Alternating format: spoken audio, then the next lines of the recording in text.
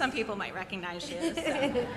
So Sarah Jessica, let's kind of start at the beginning, thank you, and tell us from your side of how you got involved with Invivo. I received as you can imagine, a very, thank you so much, unexpected call from an agent asking if I would be interested, that these two gentlemen rang from New Zealand, and they were curious about a partnership.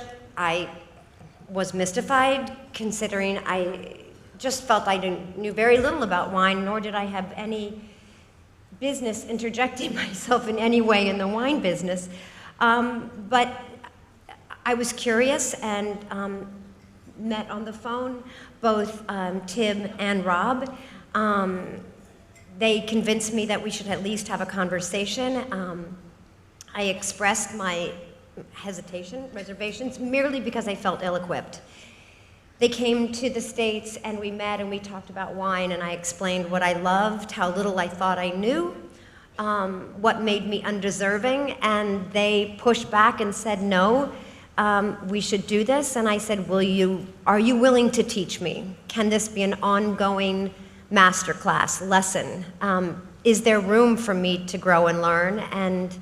And thus began what has been a really extraordinary, enlightening, informative, surprising, and wonderfully successful experience. And perhaps, as always, the human experience is the best of all, to work with these two wonderful men who have given me a really special opportunity.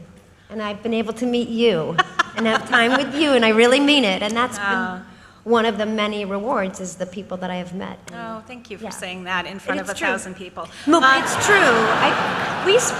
We spend a decent amount of time with each other. We do. We do. So some people here are going to go, it's a celebrity wine label. Understood. She just slapped her name on that bottle. Yes. But you feel that people have a right to question your involvement, and can you tell us how you pick projects that align with your values? I typically pick experiences or endeavors, initiatives, where in fact I can learn, and that I have an opportunity to be surrounded by people who are much smarter, much better, more experienced. And if in fact I can be 100% involved, for better or worse, then I'm much more inclined to say yes. There are people who have relationships with their extracurricular endeavors, and it's very, maybe it's superficial, maybe it's tangential in some way. It's a sort of ad hoc experience. I've never been able to approach my work like that. I feel I have this sort of honor-bound relationship with a customer, consumer, audience, and that if I can't speak to every part of it, with enthusiasm and excitement and pride, but knowledge, then I'm sort of no good in the exchange. So Tim and Rob have let me, we do all the blending, we talk about the marketing, we talk about our business. I meet with all of our retail partners, all of our distributors. We're on the road all the time, looking for ways to grow, learning, listening. It's the way I like to work. I like to, as they say, split the atom. Yeah, good. So let's talk about blending, because I think that's one of the places that you're most involved with. What's that been like over the years? I think you're on your 5th vintage of blending. How has that process evolved? How has your vocabulary evolved? I'm not sure if my vocabulary has evolved or if Tim's and Rob's has been altered. Devolved? Devolved, yes, thank you. So it's changed in, I would say the headline is that I came into it knowing very little, of course, about the blending. I knew nothing about what was the expected language that you all use. And I wasn't sure if I could adopt it and have it be meaningful in exchange. So I think what we did is we developed our own language to describe aroma, fragrance, taste, experience. And I think what's happened along the way is I've learned more about the grape, the process, how flexible is the name Sauvignon Blanc, for instance. Like, what room do we have? How rigid is it? How much can we communicate with a consumer or customer and create a need or a desire for ours? And I think I've become a little bit more confident in the process, but more so, I think just having information and learning and tasting and having some success makes you feel slightly more appropriately involved. But I work with people who still know more and will always know more and will be shepherded. Right. Well, speaking to the quality, and if you can reach across all these I glasses sure and can. find yours. Yes. So this wine has received 90 points every single vintage in our blind tastings. And in my opinion, it keeps getting better and better. I think there's a slight disconnect with what's happening in New Zealand. There's some really great, easy to find wines out there that are super affordable. Yours and others, I know Estrelade was here the last 2 nights pouring, seem to be taking it to another level. When you describe this wine to your friends, sorry, I'm going to put you on the spot. It's good. Yeah. It's really good. But you've also talked about personalities and elbows, and how do you describe this wine? Well, I have a lot of friends who were always the people that I handed the menu to, the wine menu, when the server came, especially because a lot of them happened to be Sauvignon Blanc lovers. Mm-hmm.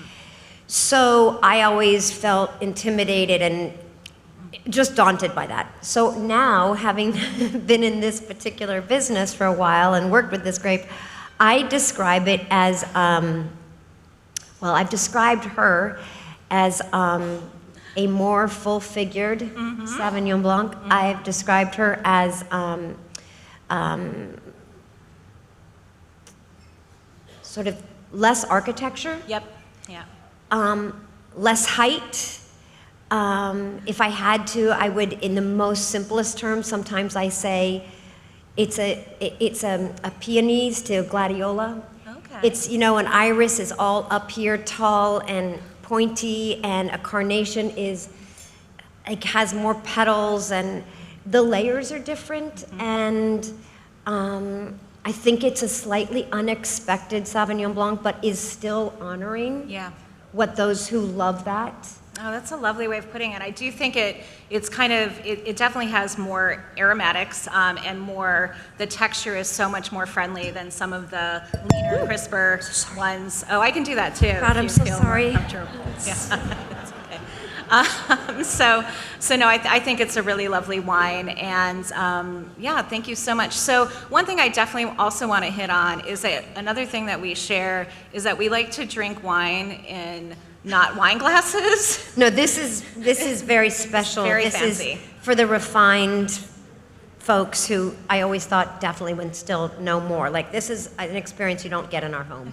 But sorry. But I know when you were traveling, you noticed that not every place in Europe, for example, had wine glasses with stems, and you adopted that at your own home. Yeah, I mean, when I first started, and you and I have spoken a lot about one of the reasons we travel, if not the primary reason, is because we want the food and the wine of wherever we're going. So you really kind of plan a trip around your palate is kind of dictating the journey. And when I was very young and I first started traveling with my then boyfriend, now husband, we would always... I'm sorry, can you mention the name of your boyfriend, now His husband? name is Matthew Broderick. Yeah. And we would always order local wine wherever we went. We liked to be in smaller villages, and we always asked our server, what is your local wine? What's your table wine? What's the wine that everybody just kind of orders, not because it's affordable, just because it's familiar and it's made down the street or by neighbors, and they always brought it in. Sometimes it was in a proper bottle, but often it was in the metal, aluminum, small carafes in all over France. Yeah. Greece, it's different. And then they would just bring little juice glasses Yeah. or just, they almost look like jam jars. And so that's the way we started drinking it. And also it was just a much more reasonable way of drinking Yeah. wine.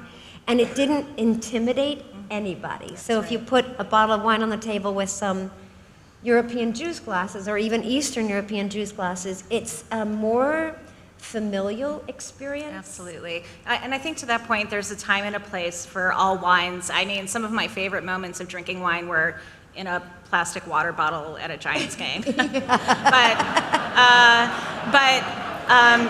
I mean, there's... it's more fun when they're clinching the wild card when you're drinking it too.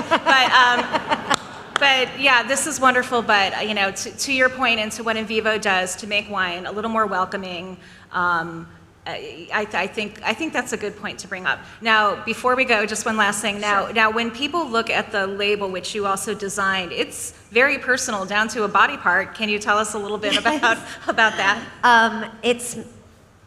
I'm fairly certain it's this pinky, but Tim is the marketing side of the business, and he's absolutely wonderful at it and always has ideas that I wish I'd thought of.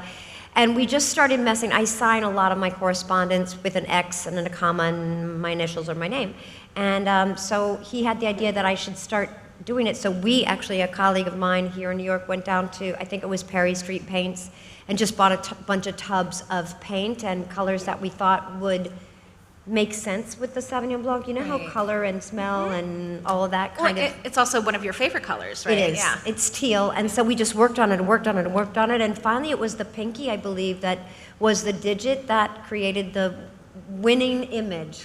And it's now our label. Yeah, so you can put your pinky up against hers and see, like putting your hands in her hands. So, Sarah Jessica Parker, thank you so much for being here and sharing this wine. Isn't it great? Thank you for having me. Enjoy your weekend.